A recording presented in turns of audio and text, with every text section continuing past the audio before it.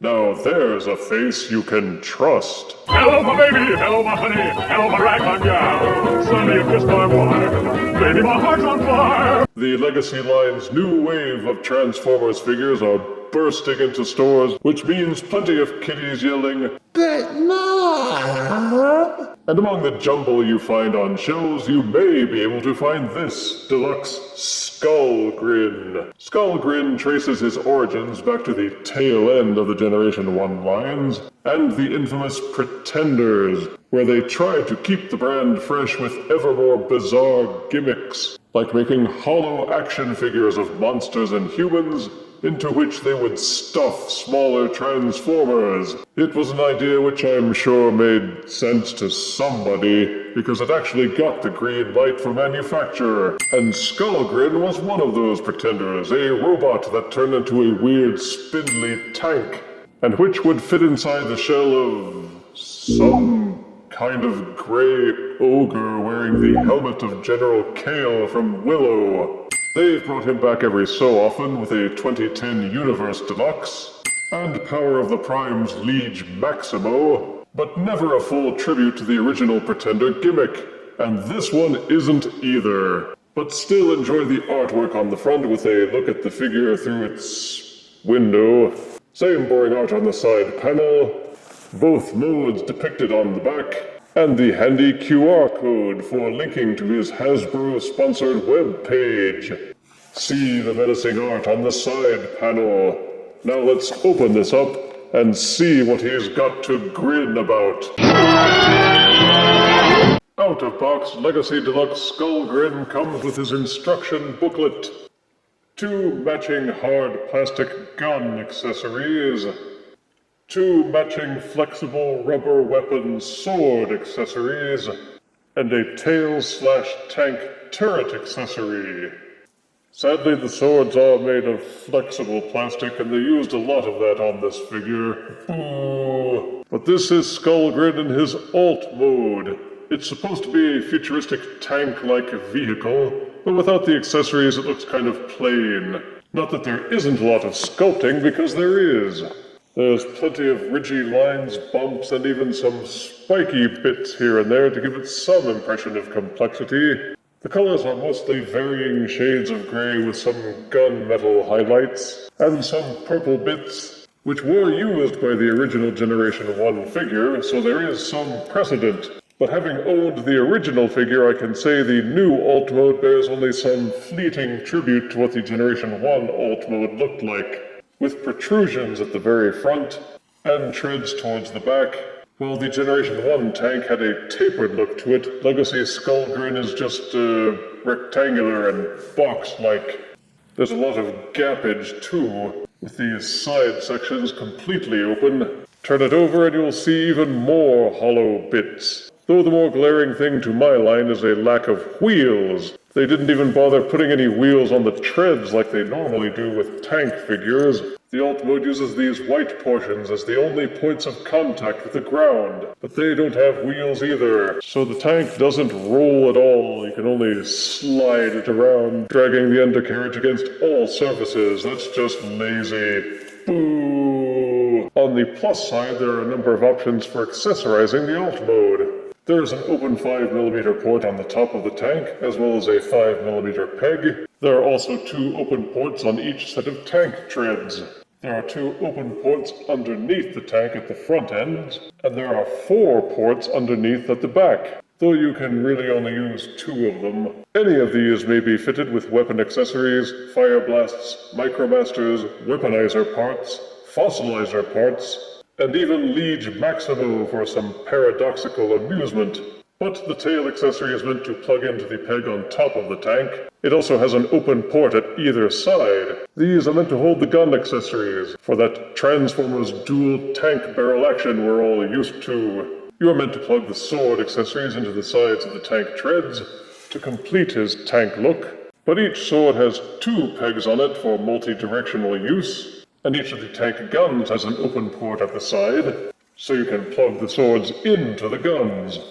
Not only that, on the other side of each gun there are 2 more open 5mm ports, and there's even a port underneath the tail. so you can add more guns to the guns to increase Skullgrin's firepower. So there's no shortage of ways to equip Deluxe Skullgrin and bog him down with so many weapons you may actually forget about the lack of wheels. The alt mode is a simple rectangular box shape, but if you think of it as a blank slate onto which you can paint, then you can open yourself up to all kinds of creativity. To transform Legacy Skullgrin to his robot mode, first de-accessorize him. Start first by splitting apart the tabs which hold the front of the tank together. The tank treads tab into the back of the tank at these sections here. Just untab them. Then swing the entire tank tread assembly and these white platforms downward. With the tank treads disengaged, you can untab the front portion of the tank from the middle. Then inside the tank portions, the shins are folded and inverted. Unfold the base of the hinge forward until it's inverted, and this will raise the knee portion of the robot leg so that it can be tabbed in. Repeat for both sides. It can help to use your finger to nudge the tab just a little bit until it slides in place. Take what were the front portions of the tank and fold them down to form the robot feet. Then while angling the white portion down, you also fold up the tank tread and rotate it so that it forms the back of the leg. It will tab into place at the inner portion of the white section. You will see the skull belt buckle tilted downwards, but the easy fix for that is to rotate the robot legs so that the white underpants face the belt buckle. Then angle the entire back portion of the tank upwards. The rear portion of the tank tabs together to form the robot arms. Untab and separate them. You will see these swivel hinges underneath the arms. Use them to rotate the arms out and flip out the robot hands. You will see this slide on the inside of the robot back. It's part of this white section which connects to the arms. Slide it down until it locks into place. Fold this portion down and out of the way. Then rotate this entire assembly until it's inverted to instigate the dramatic head reveal. There are two white tabs on the inside of the robot waist and corresponding grooves on this panel for the robot back. If you have everything angled properly, those two halves will push together and tab in place. Tilt back the robot head and reclose the chest panel. Then just rotate the arms so that the fists are pointing forward. Rotate the large horns so that they are extended. And flip up these mini devil horns from the back of the head. Skullgrin's robot mode follows the pattern of other Pretender remakes in the Legacy line like Iguanas and Bomb Burst, in that the entire beast and the entire robot are not fully represented, but elements of each are blended into the overall package. For Skullgrin, you can still see elements of the old grey ogre, especially with the head, which isn't robotic at all. There's also the spiked shoulder pads and the white belt. Even the flaps on the hips have 3 spikes on them in tribute to his beastly beginnings. But from the neck down, there's no denying that he's all robot. The color scheme remains the same, with all gray, purple, and white, and there's no loss in the sculpt detailing. Except for the forearms, he appears to be mostly solid. I understand that some sacrifices had to be made to hide the skull in alt mode, but I still wish they'd found a way to have it all as one solid piece, without these ugly hinges in the middle of the horns. And the skull is made of flexible rubber, which is a downer. I see no reason why they couldn't have used hard plastic for everything. Hopefully a third-party company will correct that with replacement parts which use real plastic. He is just as versatile in his robot mode. Each fist has 5mm ports in it for holding weapons. There's one underneath each forearm, 2 at the back of each leg, 1 at the bottom of each foot, as well as 1 open port on his back, and a peg. The turret accessory is meant to plug into the back to become Skullgrin's little tail, and the instructions tell you to use the guns for a double-barreled backpack, with the sword accessory is meant to be held in either hand. But feel free to mix it up with any loose accessories from your War for Cybertron collection. Personally, I think this guy's just begging to be fossilized. For articulation, Skullgrin's head will tilt all the way back on a ball socket. It will also rotate 360 degrees and waggle in any direction that you like. Each shoulder will fully rotate. They will also splay outwards about this far. There's an upper bicep swivel. Each elbow will rotate over 90 degrees.